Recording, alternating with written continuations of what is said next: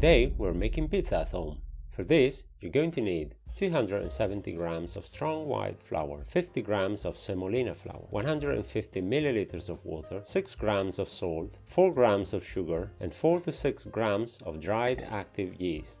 Let's start with the sugar and dissolve it in water. Then add the yeast, give it a stir, and leave it for a few minutes.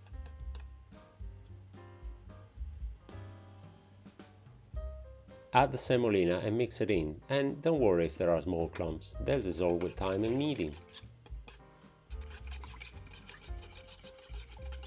Add about 150 grams of the white flour and mix to a sticky dough.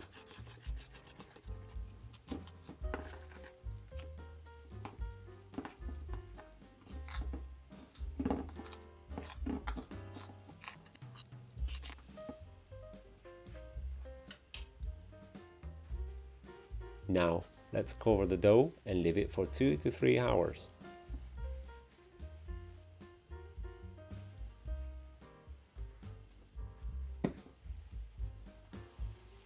You get a nice sponge, so let's add the rest of the flour, mix it in roughly, and then knead it for a few minutes on the table until relatively smooth.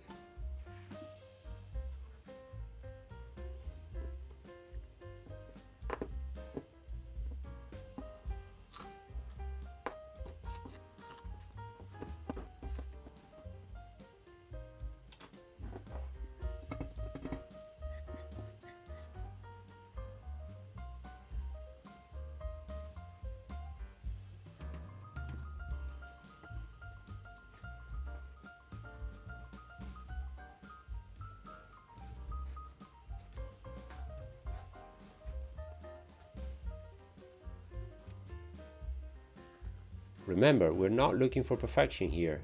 Time is your friend.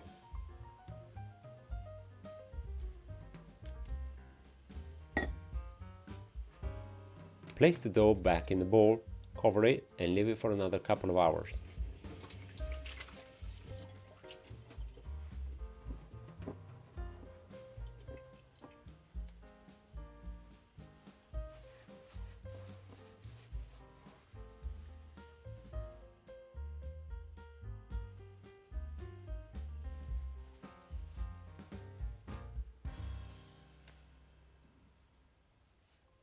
At this point, the dough is still quite wet, but it can be kneaded. Just take it out of the bowl and give it a try.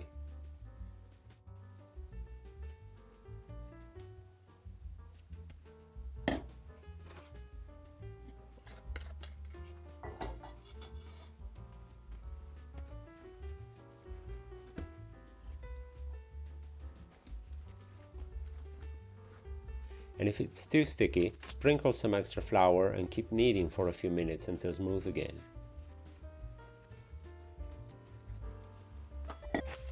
Then place it back in the bowl and leave it for another 3 hours.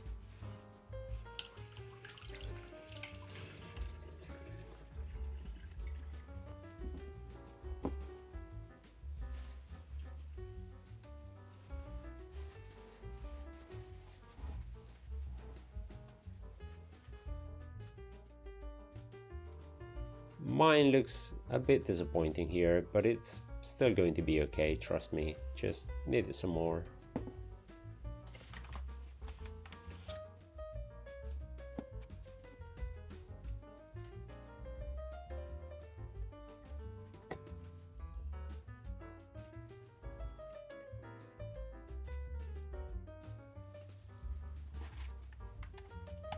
It's now time to divide it into portions.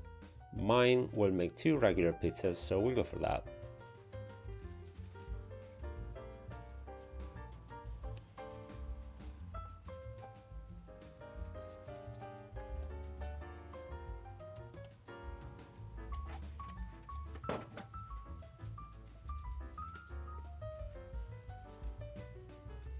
Kneading makes the dough a bit tough to work with, so we'll leave the portions in their own little oiled up boxes for another hour or so.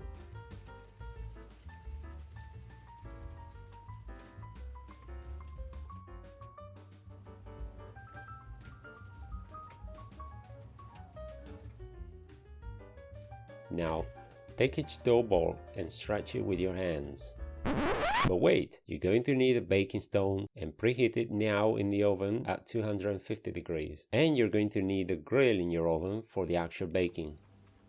Anyway, back to stretching. No rolling pins, and this is important. You want to make a nice plump rim and a fairly thin center.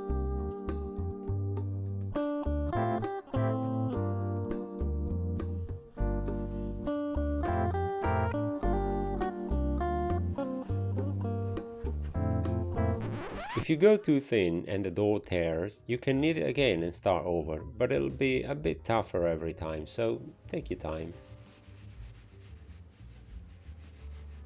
Now take the baking stone out of the oven and turn the oven to grilling, maximum power. Transfer the pizza base onto the stone and leave it for a few seconds so that the bottom starts crisping up.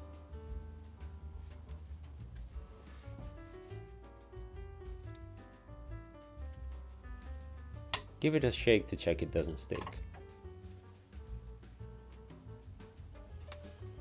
And now the fun part. Tomato sauce, mozzarella, and I'm using grilled peppers here, store-bought and roughly chopped.